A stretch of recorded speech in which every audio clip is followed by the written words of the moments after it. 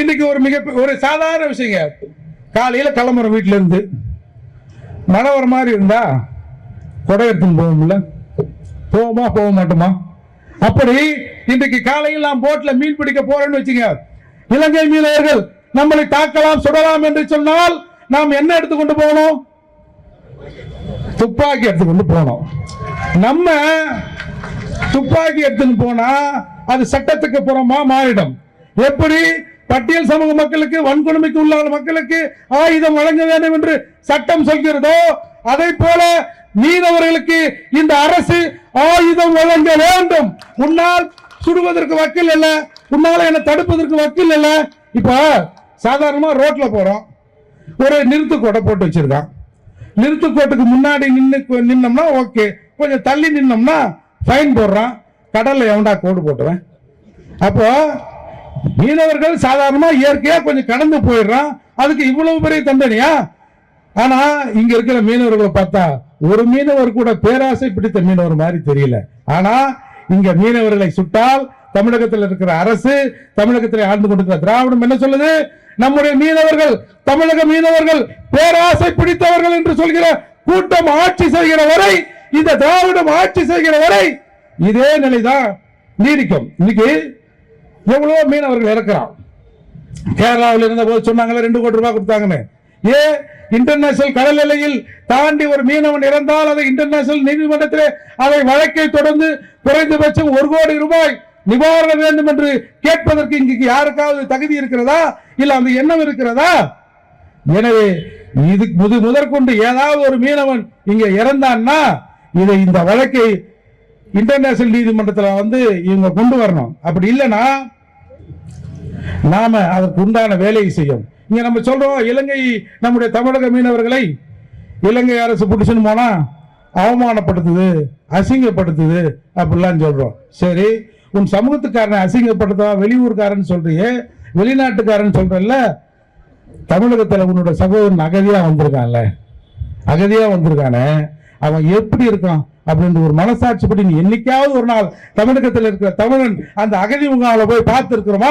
வெளிநாட்டுக்காரன் அசிங்கப்படுத்துகிறான், வெளிநாட்டுக்காரன் என்னுடைய உடையை கிழிக்கிறான் என்று சொல்றமே, உடையே இல்லாமல் இங்க இருக்கிற அகதிகள் முகாமில் என்னோட தமிழர்கள் இருக்கிறான, நீ போய் அந்த தமிழருக்கு நீ பார்த்து இருந்தீங்கன்னா அரசு பயந்திருக்கும்.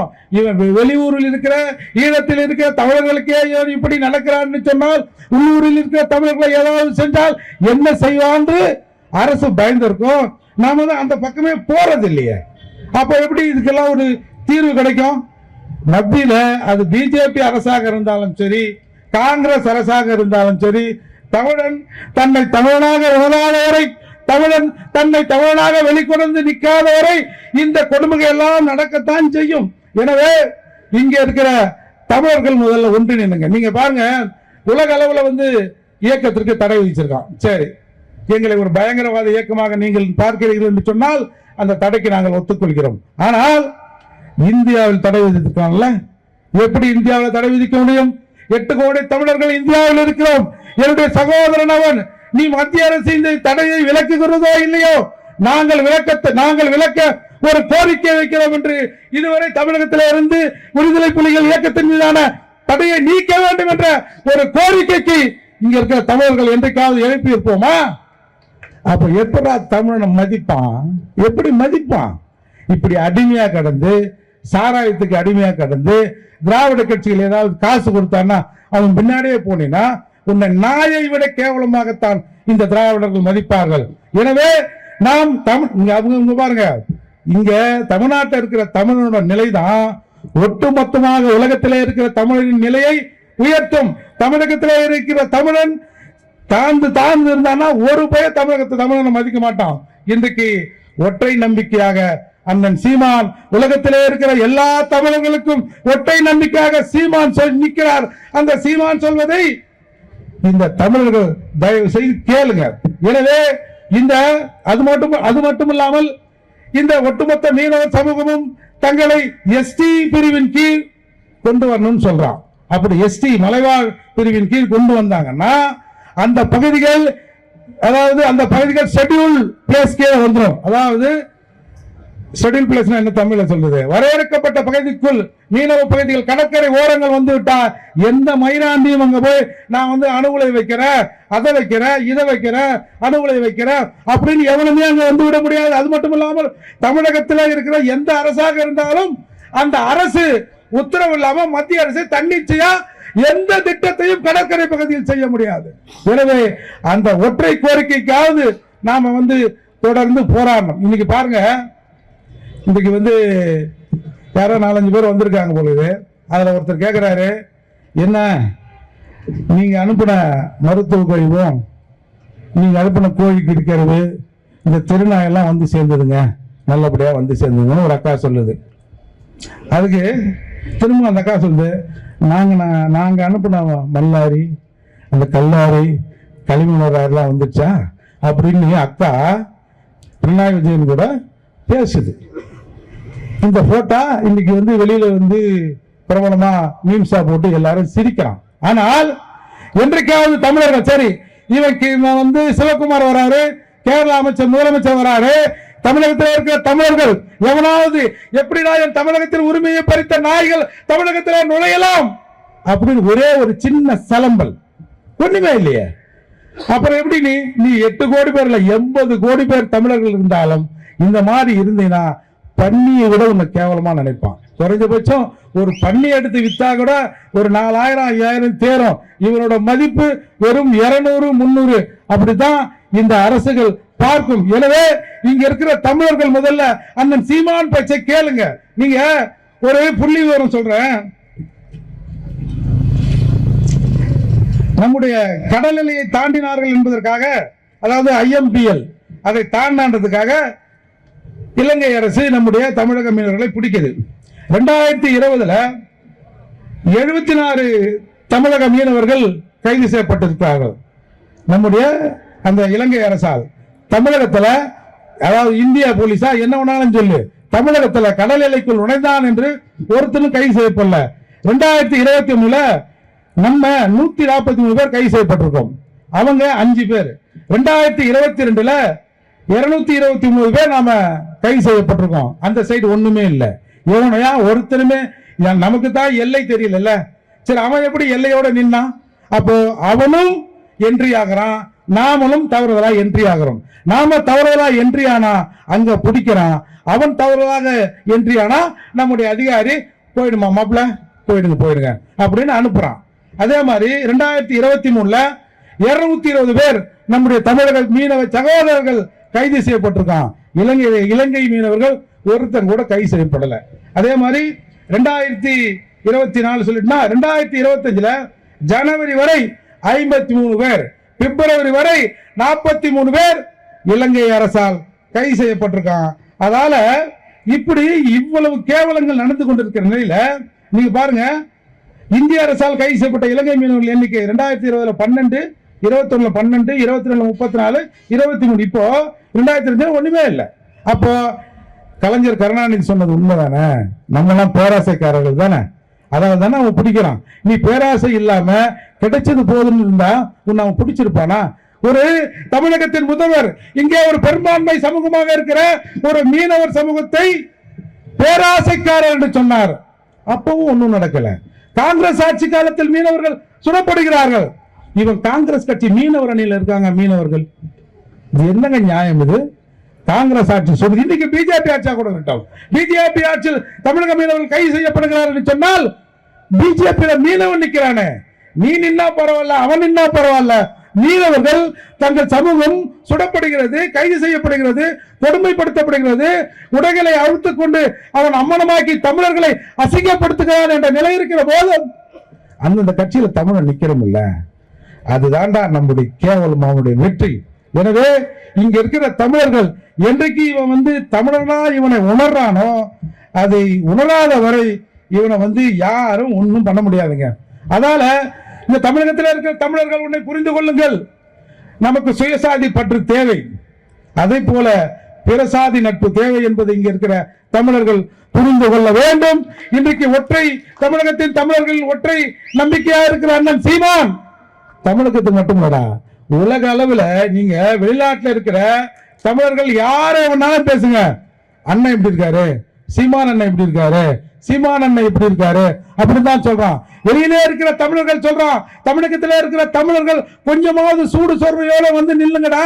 நீங்க சூடு சொர்ணையோட வந்து நின்னாத்தான் நாங்கள் இங்கே தலை நிமிர்ந்து நிற்க முடியும். வெளிநாடுகள் நாடு கடந்த தமிழர்கள் எல்லாம் சொல்றான். ஆனா எத்தனை முறை இவன் காதில் சங்கை எடுத்து ஊதினாலும், எத்தனை முறை சொன்னாலும் இவர்கள் கேட்பதாக இல்லை. எனவே சீமான் அவர்கள் சொன்னார். அப்போ சீமான் வந்து நான் இவ்வளவு தூரம் வந்து விட்டேன், இலங்கை பக்கம் தான் சொன்னார். அன்றைக்கு அவருக்கு பின்னால் ஒரு சினிமா நடிகர் பட்டாளம் இருந்தது. இன்றைக்கு அண்ணன் சீமானின் பின்னால் பிரபாகரனின் தம்பிகள் தமிழகத்தில் இருக்கிறார்கள் என்பதை யாரும் மறந்துவிடக் கூடாது. எனவே இங்க தமிழ்நாட்டில் இவெல்லாம் சோரம் போனவன், நினைவில் பிறந்தவர்கள் ஒரு கதை இருக்கு. அது வந்து தமிழகத்துல பல பேர் அந்த மாதிரி நினைவில் பிறந்திருக்கலாம் நினைக்கிறேன். யாரும் தவறா நினைச்சுக்க வேணாம். ஒரு காலத்தில் எம்ஜிஆரின் போஸ்டரை கிழிச்சு அந்த போஸ்டர் மேல படுத்துக்குவாங்களாம். அந்த மாதிரிலாம் தமிழன் இருந்துட்டான். அதனால இன்னைக்கு போய் தமிழர்களே வாங்கன்னா இருங்க பாப்போம், என்னங்க இப்ப தமிழருக்கு என்னங்க நல்லா தானே இருக்கிறோம், 8 கோடி பேர் தமிழகத்துல இருக்கிறோம், இப்ப என்னங்க பிரச்சனை, நல்லா தானே இருக்கிறோம் அப்படின்னு சொல்றான். நீங்க பாருங்க, ஒரு விஷயத்தை சொல்லி முடிக்கிறேன். டாஸ்மாக் ஊழல் ஊழலே இல்லைன்றாங்க. நம்ம கூட்டத்தை விடுங்க, வேற ஒரு கூட்டத்தை போட்டாங்கன்னா ஒவ்வொருவரும் சாட்சியா இருப்பான். அந்த கூட்டத்தில் ஒரு 100 பேர் அந்த கூட்டத்துக்கு வந்து கேட்கிறான்னா அதுல 90 பேர் இந்த டாஸ்மாக் ஊழலுக்கு சாட்சியா இருப்பான். ஏன்னா ஒவ்வொருத்தரும் போய் கடையில வாங்குற போது 140 ரூபாய்க்கு 150 ரூபாய் கொடுத்தானே வாங்குறான். இதை விட என்ன ஐ விட்னஸ் வேணும்? இவங்க கதை விடுறான், டாஸ்மாக் அது போல எதுவுமே நடக்கல. ஒரு நாளைக்கு தமிழகத்துல 1,28,00,000 பேர் குடிக்கிறான். சரி, 1 கோடின்னு போடு. 1 கோடி பாட்டில், 1 கோடி பாட்டிலுக்கு 10 ரூபான்னா ஒரு நாளைக்கு 10 கோடி ரூபாய், ஒரு மாசத்துக்கு 300 கோடி ரூபாய், ஒரு வருஷத்துக்கு 3,600 கோடி ரூபாய், 4 வருஷத்துக்கு 14,600 கோடி ரூபாய் வரும்னு நினைக்கிறேன். கண்ணுக்கு தெரிஞ்சு 14,600 கோடி ரூபாயை முழுங்கி விட்டு ஒண்ணுமே சாப்பிடல, தண்ணி தாக்கத்தோடு தான் நான் இருக்கிறேன், பசியோடு தான் இருக்கிறேன் அப்படின்னு இங்க பம்மாத்து காட்டுறான். இங்க இருக்கிற தமிழரெல்லாம் ஏய் நான் விட்னஸ்ரா, நான் தான் ஐ விட்னஸ் அப்படின்னு ஒருத்தனும் சொல்ல மாட்டானே. இவன் என்ன நினைக்கிறான், இந்த பாலிங்க ஏதாவது டாஸ்மார்க்ல ஊழல்கள் வச்சு இந்த டாஸ்மார்க்கே முடிச்சிட போறானுங்க, மூடிட போறானுவா. அதால அவன் எவ்வளவு எடுத்தாலும் பரவாயில்ல, என் நாக்குல 2 ஆல்கஹால் போனா போதும்னு தமிழர்கள் இங்கே இருந்து கொண்டு இருக்கார்கள். தமிழர்கள் எல்லாம் சொல்லுவான், வரலாற்றில் மிக தமிழர்கள்லாம் கல் தோன்றி மண் தோன்றா காலத்தை முன் தோன்றிய மூத்த குடி. இன்னைக்கு இந்தியாவிலேயே அதிகமாக சாதிய கொடுமை இருக்கிற மாநிலம் உத்தரப்பிரதேஷ். அந்த உத்தரப்பிரதேசத்தில் மாயாவதி என்ற ஒரு பெண்மணியை, ஒரு பட்டியல் சமூக பெண்மணியை 4 முறை முதலமைச்சர் ஆக்கினார் கன்சிராம். எனவே இப்படி ஒடுக்கப்பட்ட சமூகத்தில் இருக்கிற, பட்டியல் சமூகத்தில் இருக்கிற நாங்கள் இன்றைக்கு அதிகாரத்தை நோக்கி வருகிறோம். அதால் தான் சொன்னாங்க, அண்ணன் சீமான் அவர்கள் சொன்னார், ஒரு பட்டியல் சமூகத்துக்காரனை முதலமைச்சர் ஆவதற்கு நான் தயார் என்று சொன்னார். அன்புமணி அவர்களும் ஒரு பட்டியல் சமூகத்தில் இருந்து வருகிற ஒருவரை முதலமைச்சராக்குவதற்கு நாங்கள் தயார் என்று சொன்னார். ஆனால் இந்த கடலாடி சமூகம் எவன் ஆட்சி பண்ணாலும் இவங்க நிலைமை மாறலையே. ஏன் அது? ஒரு காலத்துல இலங்கையில் இலங்கை அரசு ராணுவம் இங்கே இந்த மீனவர்களை சுட்டால் உங்களுக்கு ஞாபகம் இருக்கும் என்று நினைக்கிறேன். இங்கே இருக்கிற ராமேஸ்வரத்தில் இருக்கிற மீனவர்கள் தண்டவாளங்களை கையால் பிடித்து எரிந்த காலம் உண்டு. இங்க இருக்கிற மீனவர்களுக்கு தெரியும், கையால பிரிச்சு எரிச்சமா இல்லையா? பாம்பன்ல இருக்கிற, ராமேஸ்வரத்தில் இருக்கிற மீனவர்கள், அங்கே மீனவர்கள் சுடுபட்டால் இங்கே இருக்கிற ரயில் தண்டவாளத்தை கையால் பிடிச்சு எரிந்தான். ஆனா இன்றைக்கு அதே மீனவர்கள் துப்பாக்கி சூடு நடந்தா பணத்தை எடுத்து அந்த பாடி எடுத்து அந்த ஓர வச்சுட்டு மீனுக்கு ஐஸ் வைக்கிற நிலையில இன்னைக்கு மாறிட்டோம்ல. அப்ப எப்படி நம்ம இந்த அரசுகள் நம்மளை பார்த்து பயப்படும்? அது மத்தியில் எந்த அரசாக இருந்தாலும் எப்படி நமக்கு பயப்படும்? நீ என்ன கேட்டாலும் அவன் எப்படி செய்வான்? நாம இந்த மீனவர் பிரச்சனை, தமிழக மீனவர் பிரச்சனை பேசணும்னா உடனே கச்சத்தீவை மீட்க வேண்டும், கச்சத்தீவை மீட்க வேண்டும். சரி, கச்சத்தீவை மீட்டா எல்லாம் நடந்துருமா? கச்சத்தீவை மீட்கணும் தான். ஆனால் கச்சத்தீவை மீட்டால் எல்லாம் நடந்து விடுமா? இந்த இரண்டு நாடுகளுக்கு இடையிலே இருக்கிற இந்த மீன் உறவு கொள்கை இருக்கிற வெளியுறவு கொள்கை அதுல மாற்றம் கொண்டு வரணும். அந்த மாற்றத்தை நோக்கி தமிழகம் அவங்களை இழுக்கணும். அதை விட்டுட்டு எந்த பிரச்சனை ஆகிறதா மீனவர் பிரச்சனைனா உடனே கச்சத்தீவை மீட்போம் அப்படின்னு ஒற்றை வரியில இந்த பிரச்சனையை முடிச்சிடுறாங்க. இன்றைக்கு கோடியக்கரையிலிருந்து ராமேஸ்வரம், தனுஷ்கோடியிலிருந்து தலைமன்னார் இது எல்லாம் முட்டிச்சுன்னா இடையில ஒரு பாக்ஸ் செஞ்சு தானே இதை கடந்து போனா மன்னார் வளைகுடா யாழ்ப்பாணத்துக்கு போயிடுவோம். அங்கதான் போய் முட்டோம். ஒரு காலத்துல இங்கிருந்து இலங்கைக்கு நம்முடைய மீனவர்கள் நீச்சல்ல போவான். இவங்க இன்றைக்கு என்ன இந்தியாவோ எந்த அரசாங்கம் இருந்தாலும் இந்த மீனவர் மீது என்ன பிரச்சனை தெரியுமா? இந்த மீனவர்கள் எல்லாம் விடுதலை புலிகளுக்கு ஆதரவாக விடுதலை புலிகள் போராட்டத்துக்கு ஆதரவு அளித்தார்கள் என்ற ஒரே காரணத்துக்காகத்தான் அது எந்த ஆட்சியாக இருந்தாலும் சரி இந்த மீனவருக்கு எதிராக இருக்கிறாங்க. இன்னைக்கு இந்திய அளவில் ஒரு புள்ள ஸ்விம்மிங்ல வெற்றி பெற்றிருக்கு. அந்த புள்ள வல்வெட்டித்துறை பெண். அது அந்த குழந்தை இன்னைக்கு கோர்ட்ல கேஸ் போட்டிருக்கு. நான் என்னுடைய எக்ஸிட் கொடுங்க, இந்த கேடுகட்ட இந்தியாவிலிருந்து இந்த கேடுகட்ட தமிழகத்தில இருந்து எனக்கு எக்ஸிட் கொடுங்க, நான் என் ஊருக்கு போயிடுறேன். ஆனால் நான் என் ஊருக்கு போவது நான் நீச்சல்ல தான் என் ஊருக்கு போவேன்னு இன்னைக்கு சென்னை உயர்நீதிமன்றத்தில் அந்த குழந்தை வழக்கு போட்டிருக்கு. அந்த குழந்தைக்கு இருக்கிற துணிச்சல் நம்ம யாருக்கும் இல்லையே. நாம மீன் விற்கிறது, அதுக்கப்புறம் டாஸ்மாக் போறது, இப்படியே காலத்தை கழிச்சிட்டோம். அப்படி இருந்தா இப்படி எப்படி நமக்கு ஒரு பிரச்சனைக்கு தீர்வு வரும்? இந்த மீனவ சமூகத்துல முக்குவர், பறவர், கரையன், பட்டம் கட்டி, கடையர், நம்ம அண்ணன் சொன்ன மாதிரி வளையர், செம்படவர், இவங்க எல்லாரும் ஒரு பொது பெயரின் கீழ் நாம இங்க வரணும் அப்படின்ற ஒரு கோரிக்கை வெகு நாட்களாக இந்த சமூகத்திலிருந்து எழுப்பப்படுகிறது. இந்த கோரிக்கையை இன்றைக்கு எப்படி தேவேந்திர குல வேளாளர்கள் தங்கள் பெயரை மாற்ற வேண்டும் என்று போராடி ஒரு ஒற்றை பெயரில் தங்கள் அடையாளத்தை நிலைநிறுத்திக் கொண்டிருக்கிறார்களோ அதே போல இந்த கடலாளை சமூகத்திலே இருக்கிற எல்லா பிரிவுகளும் தங்களை ஒரு ஒற்றை பெயரின் கீழ் வர வேண்டும் என்ற ஒரு நீண்ட நாள் கோரிக்கை இவங்க வைத்துக் கொண்டிருக்கிறார்கள்.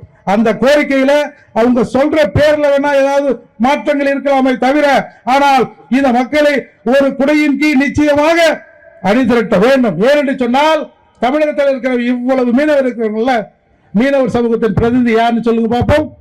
இங்க தமிழகத்துல தொகுதிகளை குறுக்கா பிரிக்கிறான். இந்த தொகுதிகளை நீட்டா பிரிக்கணும். ஏன்னா உலகத்திலே இரண்டாவது பெரிய லாங்கஸ்ட் பீச் இந்த வேர்ல்ட் ஏசியாவில் இருக்கிற நம்ம பீச்ச கடற்கரையை நீ குறுக்கு வாட்டத்தில் பிரித்தால் எப்படி மீனவர் சமூகத்தின் பிரதிநிதிகள் சட்டமன்றத்தில் போவான், எப்படி அவருடைய கோரிக்கையை பேசுவான்? இதையெல்லாம் எங்க அண்ணன் வந்தாங்கன்னா நடக்கலாம் போல இருக்குது.